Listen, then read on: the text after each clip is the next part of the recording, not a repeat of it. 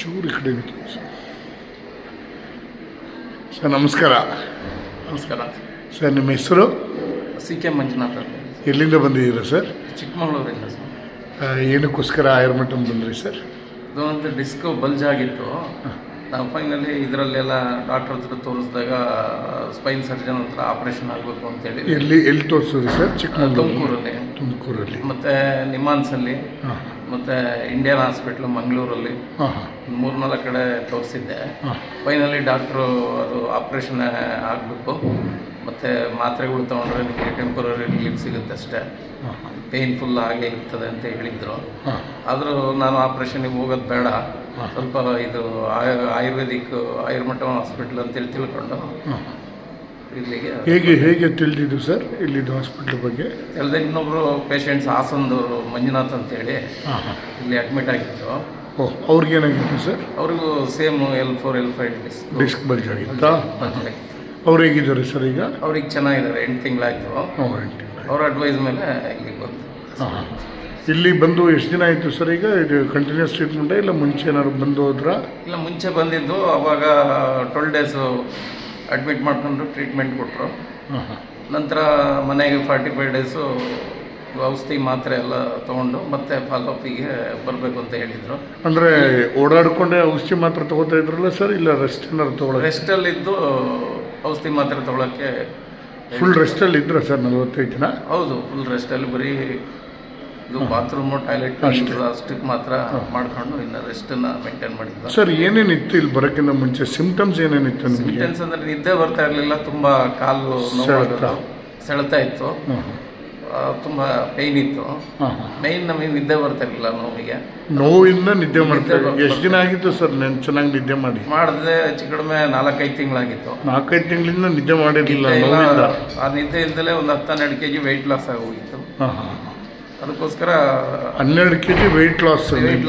ನಿದ್ದೆ ಇಲ್ಲ ಅಂದ್ರೆ ಮನುಷ್ಯನ್ ಹೋಯ್ತಲ್ಲ ಎಲ್ಲ.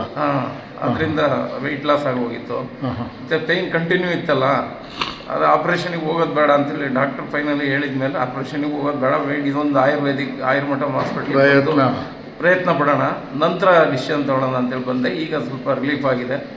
ಅಂದ್ರೆ ಈ 45 ಡೇಸ್ ನಿದ್ರೆ ಮಾಡಿದ್ರೆ ಸರ್ ಚೆನ್ನಾಗಿ ನಿದ್ದೆ ಬಂತು.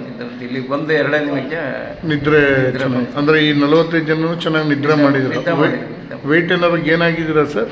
1 kg 2 kg ಗೇನ್ ಆಗಿದೆ. ಅಂದ್ರೆ ಮೊದ್ಲಿಕ್ಕಿಂತ ಪರವಾಗಿಲ್ಲ ಅಂತ ಅನ್ಸುತ್ತೆ. ನೋಡಿದವ್ರು ಏನಾದ್ರು ಬದಲಾವಣೆ ಹೇಳ್ತಾ ಇದ್ದಾರೆ ಸರ್? ಹೌದು ಸರ್, ಎಲ್ಲ ಹೇಳ್ತಾ ಇದ್ದಾರೆ. ಮತ್ತೆ ನಮಗೂ ಸ್ವತಃ ಗೊತ್ತಾಗ್ತಾ ಇದೆ. ಬಾಡಿ ಲೈಟ್ ಆಗಿರುತ್ತೆ. ಆಮೇಲೆ ಕಾಲು ಸೆಳೆತ ಎಲ್ಲ ನಿಮಗೆ ಸಿಂಪ್ಟಮ್ಸ್ ಎಲ್ಲ ಕಮ್ಮಿ ಆಗಿದೆ ಸರ್? ಕಮ್ಮಿ ಆಗಿದೆ ಸರ್, ಕಮ್ಮಿ ಆಗಿದೆ.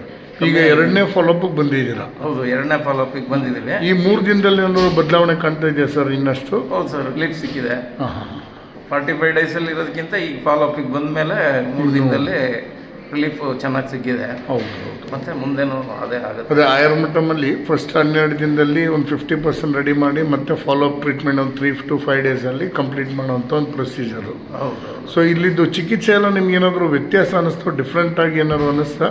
ಇಲ್ಲ ಸರ್, ಇಲ್ಲ ಯಾವುದೇ ರೀತಿಲೂ ಡಿಫ್ರೆಂಟ್. ಅಂದರೆ ನಮ್ಮ ಮಾಮೂಲಿ ಆಯುರ್ವೇದ ಚಿಕಿತ್ಸೆ ತಗೊಂಡು ನೋಡಿದ್ದೀರಾ ಮುಂಚೆ ಎಲ್ಲಾದರೂ? ಇಲ್ಲ ಸರ್, ಇಲ್ಲ, ನಾವು ಇದೇ ಫಸ್ಟ್. ಇದು ಮರ್ಮ ಚಿಕಿತ್ಸೆ ಅನ್ನೋದು.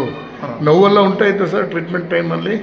ನೋವು ಏನು ನೋವು ಅಂದರೆ ಮಸಾಜ್ ಮಾಡ್ಬೇಕಾದ್ರೆ ಸ್ವಲ್ಪ ಪೈನ್ ಆಗೋದು, ಬ್ಲಾಕ್ಸ್ ಓಪನ್ ಅವಾಗ ಪೈನ್ ಆಗೋದು, ನಂತರ ಮತ್ತೆ ರಿಲೀಫ್ ಸಿಗೋದು.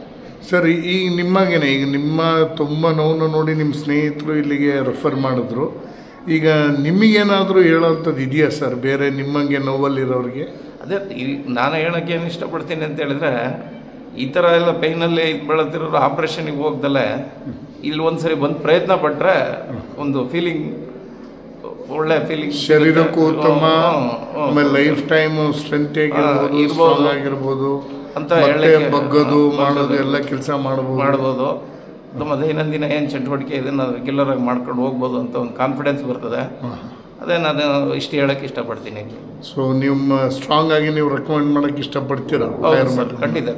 ಇಲ್ಲಿ ಸ್ಟಾಫು, ನಿಮ್ಮ ಊಟದ ವ್ಯವಸ್ಥೆ ಎಲ್ಲ ಪರವಾಗಿಲ್ವ ಸರ್? ಎಲ್ಲ ಚೆನ್ನಾಗಿದೆ ಸರ್, ಚೆನ್ನಾಗಿದೆ. ಏನು ಕಂಪ್ಲೇಂಟ್ಸ್ ಏನೂ ಇಲ್ಲ? ಯಾವ ಕಂಪ್ಲೇಂಟ್ಸ್ ಇಲ್ಲ, ಚೆನ್ನಾಗಿದೆ. ಭಾಳ ಸಂತೋಷ. ನಿಮ್ಮ ಆರೋಗ್ಯನೂ ಪೂರ್ಣ ಉತ್ತಮವಾಗಲಿ ಅಂತ